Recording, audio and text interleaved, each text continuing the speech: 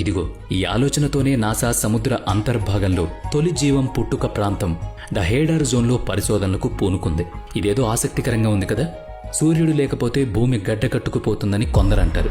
అప్పుడిక భూతాప శక్తి ఉండదు, పవన శక్తి ఉండదు, జలశక్తి ఉండదన్నమాట. అయితే శక్తి వనరైన సూర్యుడికి బదులు అణుశక్తిని, పోషకాల కోసం కృత్రిమ ఆహారాన్ని, ఆక్సిజన్కు బదులు యంత్రాల ద్వారా ప్రాణవాయువును, మొక్కలకు బదులు ఆల్కే అంటే శైవలాల్ని అనగా నీటి పాచిని ఉపయోగించుకోవచ్చని, ఇవన్నీ శక్తి వనరులుగా ఉపయోగపడతాయని కొందరు నిపుణుల ఆ వేడికి దృఢమైన లోహాలు కూడా కరిగిపోతాయి. అలా సముద్ర అంతర్భాగం నుంచి ఉద్భవించిన ఉష్ణోగ్రత ఆ నీటిలో జీవం పుట్టుకకు కావలసిన శక్తిని అందించిందని శాస్త్రవేత్తలు చెప్తున్నారు. కాబట్టి సూర్యుని ప్రమేయం లేదంటున్నారు. అలా సంక్లిష్టమైన జీవాణువులు సముద్ర గర్భంలో పుట్టాయి. ప్రోటీన్స్, లిపిడ్స్, అరెనేట్స్ వంటి జీవకణాలు ఉద్భవించాయి. ఆపై ఏకకణ బ్యాక్టీరియాలు, వైరస్లు పుట్టుకొచ్చాయి. కొన్ని లక్షల సంవత్సరాల పరిమాణ క్రమంలో అభివృద్ధి చెందిన జీవకణానికి బహుకణ జీవులుగా తయారయ్యాయి. అవే మొక్కలు, జలచరాలు. ఆ మీదట లక్షల సంవత్సరాల జీవ పరిణామం జరిగి అనేక రకాల జీవు. అవును, అక్కడ భూభాగమే లేనప్పుడు నీరు కూడా ఉండదు కదా. మరి ఇంకెక్కడ జీవం ఉండొచ్చునంటే వాయుగోళాలైన జూపిటర్, బృహస్పతి, సాటర్న్, శని, యురేనస్, వరుణ, నెప్ట్యూన్ అంటే ఇంద్రగ్రహాల చందమామలున్నాయి కదా. అవి వాయుగోళాలు కావు, గట్టి నేల కలిగిన గోళాలే.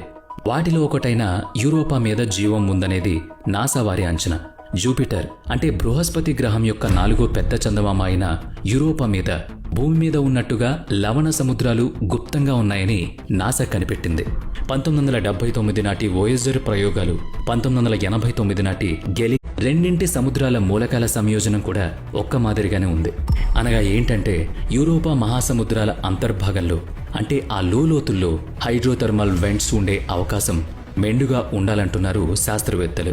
యూరోపా భూ ఉపరితలం మీద, దాని వాతావరణంలో, నేల స్వభావంలో జీవరసాయన ధర్మాలకు అనుకూలత కలిగిన ప్రాథమిక మూలకాలు ఉన్నట్లు శాస్త్రవేత్తల పరిశీలనలో వెల్లడైంది. అవి మనం చెప్పుకుంటున్న carbon, hydrogen, oxygen, sulphur, nitrogen, phosphorus మొదలైనవి. మరిక తెలియాల్సిందల్లా అక్కడ జీవం ఏ రూపంలో ఉందన్న సంగతి మాత్రమే. అందుకోసమే ఏదైనా గ్రహాంతర జీవిగాని సముద్రం లోపల ఉందా, లేక తీవ్రమైన ముప్పేదైనా రానుందా, నాసాకు అది తెలిసిందా అనే రకరకాల అనుమానాలు వస్తూ ఉంటాయి. ప్రసిద్ధ భౌగోళిక శాస్త్రవేత్త ఎడ్వర్డ్ బుల్డర్ చెప్పిన సంగతిని ఒకసారి గుర్తు చేసుకుందాం. భూగోళం 3/2 నీటితో నిండుంది. మనిషికి చందమామ గురించి తెలుసు, అంగారక గ్రహం గురించి తెలుసు. అయితే భూగోళం మీద సముద్రాల లోతుల్లోకి వెళ్లి అక్కడ ఏముందో చూసి పరిశోధనలు చేయడం మాత్రం బహు కష్టం అన్నారాయన. అయితే 2024 చివరికల్లా సముద్రగర్భ పరిశోధనలు ముగించాలనే కృత నిశ్చయంతో ఉంది నాసా.